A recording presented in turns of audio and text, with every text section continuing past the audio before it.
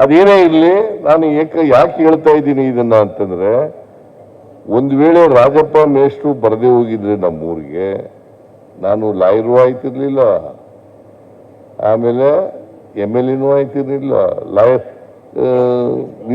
Minister ಆಯ್ತಿರ್ಲಿಲ್ಲ, chief minister ಆಯ್ತಿರ್ಲಿಲ್ಲ. ಅವೆಲ್ಲಕ್ಕೂ ಬಹಳ ಮುಖ್ಯ ಕಾರಣ ಸಂವಿಧಾನ. ಬಾಬಾ ಸಾಹೇಬ್ ಅಂಬೇಡ್ಕರ್ ಅವರು ಬಹುಶಃ ಬಸವಣ್ಣನವರ ವಿಚಾರಗಳನ್ನ, ಅವರ ಬೋಧನೆಗಳನ್ನ ಓದ್ಕೊಂಡಿದ್ರು ಅಂತ ಅನ್ಸುತ್ತೆ.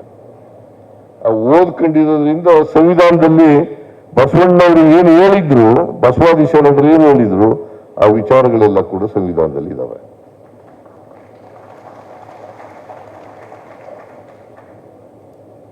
ಅದರಿಂದ ನಾವು ಸಂವಿಧಾನವನ್ನ ಉಳಿಸಬೇಕು, ಗೌರವಿಸಬೇಕು, ರಕ್ಷಣೆ ಮಾಡಬೇಕು. ಸಂವಿಧಾನ ರಕ್ಷಣೆ ಆದರೆ ನಮ್ಮ ರಕ್ಷಣೆ ಆಗುತ್ತೆ. ಸಂವಿಧಾನ ಉಳಿದ್ರೆ ನಾವೆಲ್ಲ ಉಳಿತೀವಿ. ಅದರಿಂದ ನಾವು ಸಂವಿಧಾನ ಪ್ರತಿಯೊಬ್ಬರು ಕೂಡ, ಯಾರಿಗೆ ಓದು ಬರಹ ಬರ್ತದೆ ಅವರೆಲ್ಲರೂ ಕೂಡ ಓದ್ಕೋಬೇಕು ಸಂವಿಧಾನನ. ಯಾರಿಗೆ ಓದು ಬರಹ ಬರ್ತದೆ, ವಿದ್ಯಾವಂತರಿದ್ದಾರೆ, ಅವರೆಲ್ಲರೂ ಕೂಡ ಸಂವಿಧಾನ ಓದ್ಕೋಬೇಕು. ಸಂವಿಧಾನ ಓದ್ಕೊಂಡ್ರೆ ಬಸವಣ್ಣವ್ರನ್ನ ಅವ್ರು ಏನಂತ ವಿಚಾರ ಹೇಳಿದ್ರು ಅದನ್ನು ಓದ್ಕೊಳ್ಳಿಕ್ಕೆ ಸಾಧ್ಯ ಆಗ್ತದೆ, ಅದನ್ನು ತಿಳ್ಕೊಳ್ಳಿಕ್ಕೆ ಸಾಧ್ಯ ಆಗ್ತದೆ. ಬಸವಣ್ಣವರು ಅದಕ್ಕೆ ಅವರು ನೋಡಿ, ಬಸವಣ್ಣ ಒಂದು ವಚನ ಹೇಳ್ತಾರೆ, ಇವನಾರವ ಇವನಾರವ ಇವನಾರವ ಎಂದು ಎನಿಸದಿರಯ್ಯ, ಇವ ನಮ್ಮವ ಇವ ನಮ್ಮವ ಇವ ನಮ್ಮವ ಎಂದೆನಿಸಯ್ಯ, ನಿನ್ನ ಮಗನ ಮನೆ ಎಂದೆನಿಸಯ್ಯ, ಕೂಡಲ ಸಂಗಮ ದೇವ. ಇದನ್ನ 12ನೇ ಶತಮಾನದಲ್ಲಿ ಹೇಳಿದ್ರು, 12ನೇ ಶತಮಾನದಲ್ಲಿ ಹೇಳಿದ್ರು. ಇನ್ನೂ ಕೂಡ ಜಾತಿ ಹೋಗಿಲ್ಲ. ಈಗ ಬಸವಣ್ಣವ್ರನ್ನ ಎಲ್ಲ ಸಮಾಜದವರು ಕೂಡ ಪೂಜಿಸಬೇಕು, ಗೌರವಿಸಬೇಕು, ಅವರ ಜಯಂತಿಯನ್ನು ಆಚರಿಸಬೇಕು. ಅದು ಕೆಲವೇ ಜನ ಅಲ್ಲ ಮಾಡೋದು. ಬಸವಣ್ಣವ್ರನ್ನ ಎಲ್ಲ ಜನರು, ಸಮಾಜದಲ್ಲಿರ್ತಕ್ಕಂಥ ಎಲ್ಲ ಜನರು ಕೂಡ, ಯಾಕಂತಂದ್ರೆ ಅವರು ಯಾವುದೋ ಒಂದು ಜನಾಂಗಕ್ಕೆ, ಒಂದು ವರ್ಗಕ್ಕೆ ಕೆಲಸ ಮಾಡಿರಲಿಲ್ಲ, ಅಥವಾ ಇಡೀ ಸಮಾಜ ಬದಲಾವಣೆ ಆಗಬೇಕು ಅಂತ ಪ್ರಯತ್ನ ಮಾಡಿದ್ರು. ಇಡೀ ಸಮಾಜ ಮಾನವತೆಯ ನೆಲೆಗಟ್ಟಿನ ಮೇಲೆ ನಿಂತ್ಕೋಬೇಕು ಅಂತಕ್ಕಂಥದ್ದನ್ನು ಮಾಡಿದ್ರು. ಪರಸ್ಪರ ಪ್ರೀತಿಸಬೇಕು, ಪರಸ್ಪರ ದ್ವೇಷಿಸಬಾರದು. ಇದನ್ನ ಬಸವಣ್ಣ ಅವರು ಹೇಳಿದ್ರು. ಪರಸ್ಪರ ಪ್ರೀತಿಸ್ತಕ್ಕಂಥ ಕೆಲಸವನ್ನು ಮಾಡಬೇಕೇ ಹೊರತು ಪರಸ್ಪರ ದ್ವೇಷಿಸಬಾರದು. ಮನುಷ್ಯನನ್ನ ಪ್ರೀತಿಸಬೇಕೇ ಹೊರತು ಮನುಷ್ಯನನ್ನು ದ್ವೇಷಿಸಬಾರದು. ಇದನ್ನ ಬಸವಾದಿ ಶರಣರು ಬಹಳ ಸ್ಪಷ್ಟವಾಗಿ ಹೇಳಿದ್ದಾರೆ. ಯಾವುದೇ ಜಾತಿ ಇರಬಾರ್ದು, ಯಾವುದೇ ವರ್ಗ ಇರಬಾರ್ದು, ಅಸಮಾನತೆ ಹೋಗ್ಬೇಕು, ಸಮಾಜ ನಿರ್ಮಾಣ ಆಗಬೇಕು. ಇದು ಬಸವಾದಿ ಶರಣರು ಬಯಸಿದಂಥದ್ದು. ಇದಕ್ಕೆ ಇಲ್ಲಿ ಏನಂತ ಹೇಳಿದ್ದಾರೆ ಅಂತಂದ್ರೆ, ಎಂತಿದು ಬಸವದ ಒಕ್ಕೂಟದ ನಡೆಗೆ, ಅನುಭವ ಮಂಟಪದ ಎಡೆಗೆ. ಈ ಅನುಭವ ಮಂಟಪ ಪುನರುಜ್ಜೀವನ ಮಾಡ್ಲಿಕ್ಕೆ ದುಡ್ಡು ಕೊಟ್ಟವ್ರು ಯಾರು ಗೊತ್ತಾ? ಅನುಭವ ಮಂಟಪ ಇದೆಯಲ್ಲ,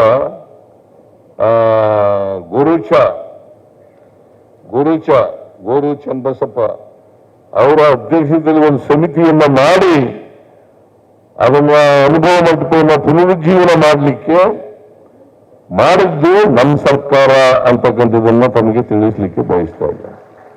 ಇನ್ನೂ ಪೂರ್ಣ ಆಗಿಲ್ಲ ಅದು.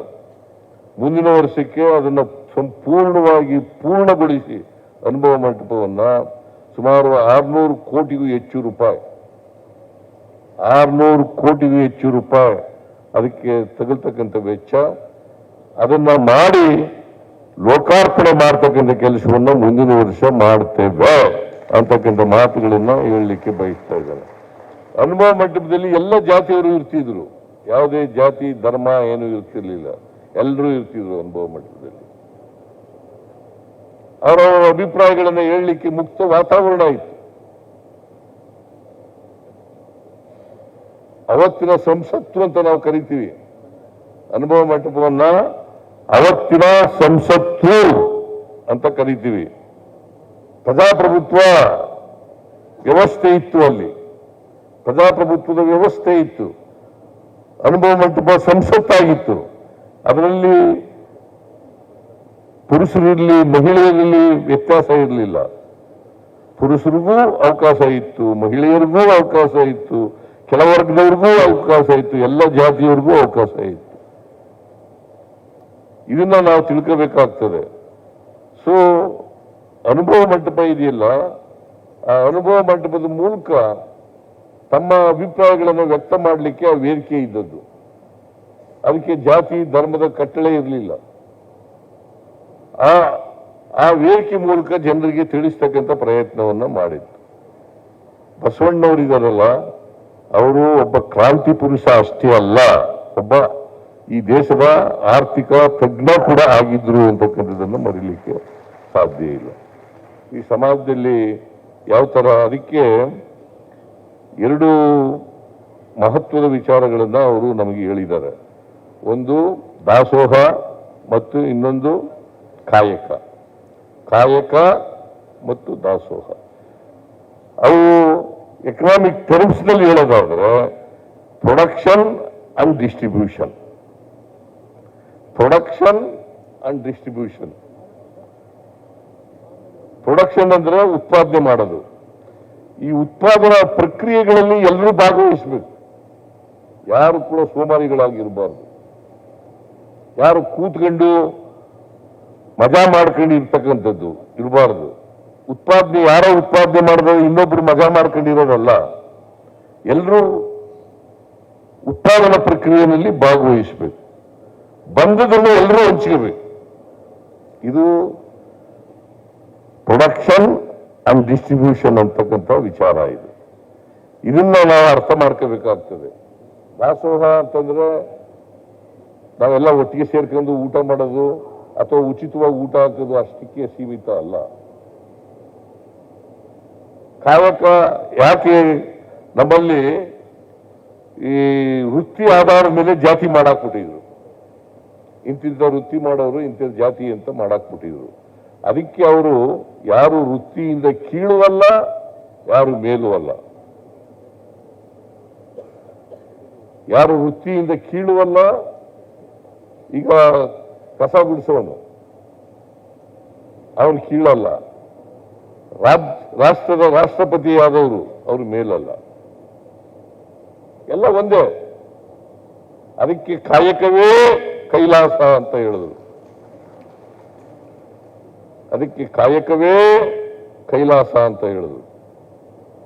ಇದನ್ನ ನಾವು ಅರ್ಥ ಮಾಡ್ಕೋಬೇಕಾಗ್ತದೆ. ವೃತ್ತಿ, ಇವನು ಕಸ ಗುಡಿಸೋ ಕೆಲಸ ಮಾಡ್ತಾನೆ, ಅವನು ಕೀಳು. ಇನ್ನೊಬ್ರು ಮಲ ಹೊರ್ತಕ್ಕಂಥ ಕೆಲಸ ಮಾಡ್ತಾರೆ, ಅವರು ಕೀಳು. ಇನ್ನೊಬ್ರು ರಾಜನ ಕೆಲಸ ಮಾಡ್ತಾರೆ, ಅವರು ಮೇಲು. ಅದು ಇಲ್ಲವೇ ಇಲ್ಲ. ಎಲ್ಲರೂ ಒಂದೇ. ಇದನ್ನ ಬಸವಾದಿ ಶರಣರು ಈ ನಾಡಿಗೆ ಹೇಳ್ಕೊಟ್ಟದ್ದು, ಇಡೀ ದೇಶದ ಜನರಿಗೆ ಹೇಳ್ಕೊಟ್ಟದ್ದು, ಇಡೀ ಜಗತ್ತಿಗೆ ಹೇಳ್ಕೊಟ್ಟದ್ದು. ಇದನ್ನು ನಾವು ಅರ್ಥ ಮಾಡ್ಕೋಬೇಕಾಗಿದೆ. ನಾನು ಹೆಚ್ಚು ಮಾತಾಡಕ್ ಹೋಗಲ್ಲ. ಇದು ಮಾತಾಡ್ತಾ ಹೋದ್ರೆ ಗಂಟೆಗಟ್ಟಲೆ ಆಗ್ಬಿಡ್ತದೆ. ಗಂಟೆಗಟ್ಟಲೆ ಮಾತಾಡೋಕ್ಕೆ ನನಗೆ ಸಮಯ ಇಲ್ಲ. ಇನ್ನೊಂದಿನ ಯಾವಾರು ನೀವು ಬಸವ ಕೂಡಿದವರು ಯಾವ್ದಾದ್ರು ಕಾರ್ಯಕ್ರಮ ಇಟ್ಕೊಂಡ್ರೆ ಬಂದು ಮಾತಾಡ್ತೀನಿ. ಆಮೇಲೆ ಭವನ ಮಾಡಬೇಕು ಅಂತ ಹೇಳಿದ್ದಾರೆ. ಭವನಕ್ಕೆ ರಾಜ್ಯ ಸರ್ಕಾರ ಅನುದಾನವನ್ನ ಕೊಡುತ್ತದೆ. ಆಗ್ಬೋದಾ? ಆಯ್ತು. ಎಷ್ಟಾರು ಜಾಸ್ತಿನೇ ಕೊಡೋಣ ಬಿಡವ. ಈಗ ನಾನೇ ಮಾಡ್ತಾರೆ ನಡೆಯುವ.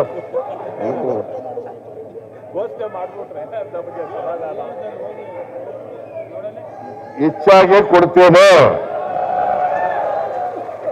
ಇಷ್ಟನ್ನು ಹೇಳಿ ನಿಮ್ಮೆಲ್ಲರಿಗೂ ಬಸವ ಜಯಂತಿಯ ಶುಭಾಶಯಗಳನ್ನು ಕೋರಿ ಮತ್ತೆ ಬಸವ ಬಳಗ ಅಂತಿದ್ರು